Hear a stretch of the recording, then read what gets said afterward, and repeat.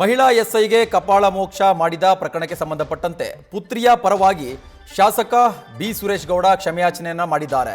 ಭೀಮನ ಅಮಾವಾಸ್ಯೆಗೆ ದೇವಸ್ಥಾನಕ್ಕಂತ ಮಕ್ಕಳು ಹೋಗಿದ್ರು, ವಿಐಪಿ ಕ್ಯೂನಲ್ಲಿ ನಿಂತಿದ್ರು.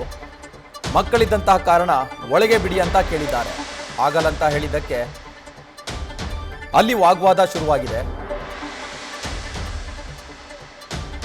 ಮಹಿಳೆಗೆ ಬಿಟ್ಟಿದ್ದಾರೆ, ಮಕ್ಕಳು ಯಾಕೆ ಅಂತ ಪ್ರಶ್ನೆ ಮಾಡಿದಂಥ ಸಂದರ್ಭದಲ್ಲಿ ಮಾತಿಗೆ ಮಾತು ಬೆಳೆದಿದೆ. ಕಪಾಳಕ್ಕೆ ಹೊಡೆದಿದ್ದಾಳಂತ ಹೇಳಲಾಗ್ತಾ ಇದೆ. ಮಾಧ್ಯಮದಲ್ಲಿ ಅದನ್ನ ನೋಡಿದೆ ನಾನು. ನನ್ನ ಮಗಳು ತಾಳ್ಮೆ ಕಳೆದುಕೊಳ್ಳಬಾರ್ದಾಗಿತ್ತು ಅಂತ ಶಾಸಕ ಬಿ ಸುರೇಶ್ ಗೌಡ ಕ್ಷಮೆಯಾಚನೆಯನ್ನ ಮಾಡ್ತಾ ಇದ್ದಾರೆ. ಯಾರೇ ಆಗಲಿ ತಪ್ಪು ಮಾಡಿದ್ರೂ ಶಿಕ್ಷೆ ಆಗಲೇಬೇಕು.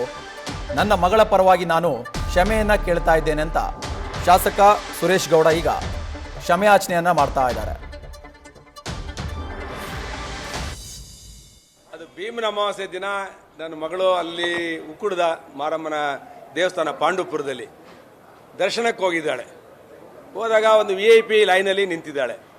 2 ಚಿಕ್ಕ ಮಕ್ಕಳನ್ನ ಕರ್ಕೊಂಡು ಹೋಗಿದ್ದಾಳೆ. ಒಂದು 2 ವರ್ಷದ ಮಗು, ಒಂದು 4 ವರ್ಷದ ಒಂದು ಮಗುನ ಕರ್ಕೊಂಡು ಹೋಗಿದ್ದಾಳೆ. ಚಿಕ್ಕ ಮಗುನ ಕರ್ಕೊಂಡು ಹೋಗಿ ಕ್ಯೂವಲ್ಲಿ ನಿಂತಿದ್ದಾಳೆ. ಕ್ಯೂವಲ್ಲಿ ನಿಂತಿದ್ದಾಗ VIP ಕ್ಯೂವೇ ಅದು, VIP ಕ್ಯೂವಲ್ಲೇ ನಿಂತಿದ್ದಾರೆ.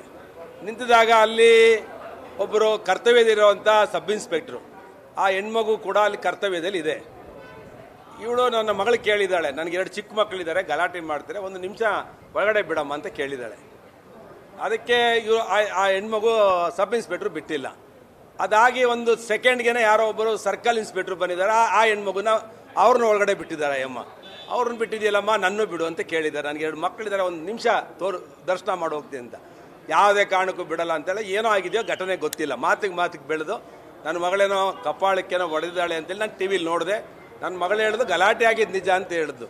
ದೇವಸ್ಥಾನದಲ್ಲಿ ಯಾವಾಗಲೂ ಶಾಂತಿಗೆ ಹೋಗೋದು, ಗಲಾಟೆ ಆಗಬಾರ್ದಾಯ್ತು. ನನ್ನ ಮಗಳು ತಪ್ಪಿದರೆ ನಾನು ಕ್ಷಮೆ ಕೇಳ್ತೀನಿ. ಯಾಕೆಂದರೆ ದೇವಸ್ಥಾನದಲ್ಲಿ ಯಾವುದೇ ಕಾರಣಕ್ಕೂ ನೆಮ್ಮದಿಗೆ ಹೋಗಿ ನೆಮ್ಮದಿ ಹಾಳು ಮಾಡ್ಕೋಬಾರ್ದು. ಆ ಸಬ್ ಇನ್ಸ್ಪೆಕ್ಟ್ರ್ ಏನು ಹೇಳಿದ್ರೋ ಪಾಪ ಗೊತ್ತಿಲ್ಲ ನನಗೂ. ಅವ್ರ ಕರ್ತವ್ಯದಲ್ಲಿ ಇರಬೇಕಾದ್ರೆ, ಒತ್ತಡದಲ್ಲಿ ಇರಬೇಕಾದ್ರೆ ಏನೋ ಅಂದಿರ್ತಾರೆ. ಆದರೆ ಸಾರ್ವಜನಿಕ ಜೀವನದಲ್ಲಿರುವಂಥ ನನ್ನ ಮಗಳಿಗೆ ತಾಳ್ಮೆ ಇರಬೇಕಾಗಿತ್ತು. ಅವಳಿಗೆ 2 ಮಕ್ಕಳಿರೋದ್ರಿಂದ ಒತ್ತಡದಲ್ಲಿ ಏನೋ ಆಗಿದೆ. ನಾನು ನನ್ನ ಮಗಳ ಮಾಡಿರೋಂಥ ತಪ್ಪಿಗೆ ನಾನು ಕ್ಷಮೆ ಕೇಳ್ತೀನಿ. ಇನ್ನು ಮುಂದೆ ಆಗ್ದಂಗೆ ನೋಡ್ಕೊಳ್ತೀನಿ. ನನ್ನ ಮಗಳಿಗೂ ಹೇಳಿದ್ದೇನೆ, ತಾಳ್ಮೆ ಕಳ್ಕೋಬಾರ್ದು ಸಾರ್ವಜನಿಕ ಜೀವನದಲ್ಲಿ ಅಂತೇಳಿ. FIR ಮಾಡಿದ್ದಾರೆ, ಆಯಿತು. ನಾನು ಏನು FIR ಇದೆ ನೋಡಿಬಿಟ್ಟು ಅದ್ರ ಮೇಲೆ ಏನಿದೆ ಮಾತಾಡಿದ್ದೀನಿ. ನಮ್ಮ ಮಗಳದೂ ಕಂಪ್ಲೇಂಟನ್ನು ತಗೋಬೇಕಾಯಿತು. ಸುಮಾರು ನನ್ನ ಮಗಳ ಕಂಪ್ಲೇಂಟು ಕೂಡ ಅವ್ರು ರಿಸೀವ್ ಮಾಡಿಲ್ಲ. ನಾನು DGಗೂ ಗಮನಕ್ಕೆ ತಂದಿದ್ದೇನೆ. ಒಂದು ತನಿಖೆ ಮಾಡಿ, ಡಿಪಾರ್ಟ್ಮೆಂಟ್ ಲೆವೆಲಲ್ಲಿ ತನಿಖೆ ಮಾಡಿ, ಯಾವ ತಪ್ಪಿರ್ತದೆ ತಪ್ಪಿಗೆ ಶಿಕ್ಷೆ ಆಗಲೇಬೇಕು ಕಾನೂನಲ್ಲಿ. ನನ್ನ ಮಗಳು ತಪ್ಪಿದರೆ ನೋಡೋಣ ಏನಾಗುತ್ತೆ ಅಂತ ಕಾನೂನಲ್ಲಿ ಹಾಕಿದ್ದಾರೆ. ಕೋರ್ಟಲ್ಲಿ ನಾನು ಕೂಡ ಅದನ್ನು ಮಾತಾಡ್ತೀನಿ. ಧನ್ಯವಾದ. ಇಲ್ಲ, ನಾವು ಹೇಳೋದೇನೆಂದರೆ ದೇವಸ್ಥಾನ ನಮ್ಮ ನಂಬಿಕೆ ಇರುವಂಥದ್ದು. ನಾನು, ನನ್ನ ಕುಟುಂಬದವರು ಎಲ್ಲರೂ ಕೂಡ ದೈವ ಭಕ್ತರು. ನಮಗೆ ನಂಬಿಕೆ ದೇವ್ರ ಮೇಲಿದೆ. ಆದರೆ ಪಬ್ಲಿಕ್ ಪ್ಲೇಸಲ್ಲಿ ಯಾವಾಗಲೂ ಕೂಡ ಒಂದು ಪ್ರೋಟೋಕಾಲ್ಸ್ ವ್ಯವಸ್ಥೆಗಳನ್ನು ತೆಗಿಬೇಕು. ಏನಂತ ಅಂದರೆ ಎಲ್ಲರೂ ಕೂಡ ಈ VIP ಹೋದಾಗ ಸಾರ್ವಜನಿಕರಿಗೆ ಬಹಳ ಹಿಂಸೆ ಆಗುತ್ತೆ. ಅದರಿಂದ ಪ್ರೋಟೋಕಾಲೇ ತೆಗೆದುಬಿಡ್ಬೇಕು. ಯಾರಿಗೂ ಪ್ರೋಟೋಕಾಲ್ ಇಲ್ಲ. ಎಲ್ಲರೂ ದೇವ್ರ ಮುಂದೆ ಎಲ್ಲರೂ ಸಮಾನರೇ. ಎಲ್ಲರೂ ಕೂಡ ಕ್ಯೂವಲ್ಲೇ ಹೋಗುವಂಥ ಪದ್ಧತಿಯನ್ನು ಇಟ್ಟಾಗ ಇವಕ್ಕೆಲ್ಲ ಕೊನೆ ಆಗುತ್ತೆ. ಪೊಲೀಸರಿಗೂ ಒತ್ತಡ ಕಡಿಮೆ ಆಗುತ್ತೆ.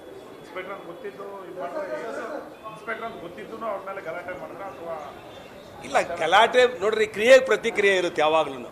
ಅವರೇನೋ ಪೊಲೀಸವ್ರು ಹೇಳಿದ್ದಾರೆ ಒತ್ತಡದಲ್ಲಿ, ನಾವು ತಡ್ಕೋಬೇಕು. ದೇವಸ್ಥಾನದಲ್ಲಿ ಯಾಕೆ ಬೈದಿ ಅಂತೇನೋ ಇವಳು ಪ್ರಶ್ನೆ ಮಾಡಿದ್ದಾಳೆ. ನನ್ನ ಮಗಳು 2 ಮಕ್ಕಳಿದೆಯಮ್ಮ, ಒಬ್ಬರನ್ನ ಬಿಟ್ಟು ನನ್ನ ಬಿಡ್ದಲ್ಲ ಇದಕ್ಕೆ ಪ್ರಶ್ನೆ ಮಾಡಿದಾಗ ಪ್ರಶ್ನೆ ಮಾತಿಗೆ ಮಾತು ಬೆಳೆದಿರ್ತದೆ. ಯಾರದೇ ನಾನು ಅವ್ರದ್ದೇ ಪೊಲೀಸ್ ಅವ್ರದ್ದು ತಪ್ಪಿದ್ರು ನಾನು ಅದಕ್ಕೆ ತಲೆ ಕೆಡಿಸ್ಕೊಳ್ಳೋ. ನನ್ನ ಮಗಳ ಪರವಾಗಿ ನಾನು ಕ್ಷಮೆ ಕೇಳ್ತೀನಿ. ಯಾಕೆಂದರೆ ನನ್ನ ಮಗಳು ಒಬ್ಬಳು ರಾಜಕಾರಣಿ ಮಗಳು. ಅವಳು ತಪ್ಪು ಮಾಡಿದಾಗ ತಪ್ಪೇ ಅದು. ಅವಳು ಯಾವಾಗಲೂ ಸಾರ್ವಜನಿಕ ಜೀವನದಲ್ಲಿ ನಾವು ಜನರಿಂದ ಆಯ್ಕೆ ಇರೋರು, ಅವರ ಮತದಿಂದ ಆಯ್ಕೆ ಆಗಿರೋಂಥವ್ರು ನಾವು ಸಾರ್ವಜನಿಕ ಜಾಗದಲ್ಲಿ ಯಾವಾಗಲೂ ಗೌರವವಾಗಿ ನಡ್ಕೋಬೇಕು. ನಾವು ಯಾವುದು ಅಹಂಕಾರಗಳನ್ನು ಪಡಬಾರ್ದು.